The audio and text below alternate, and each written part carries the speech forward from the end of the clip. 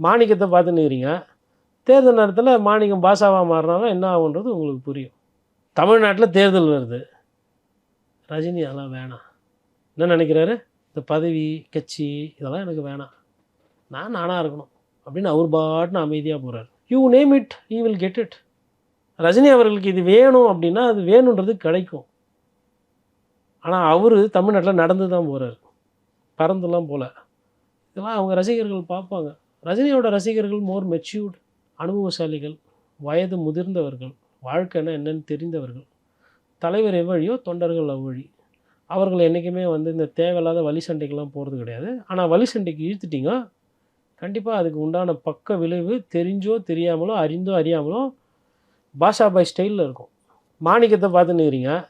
தேர்தல் நேரத்தில் மாணிக்கம் பாஷாவாக மாறினாலும் என்ன ஆகுன்றது உங்களுக்கு புரியும்.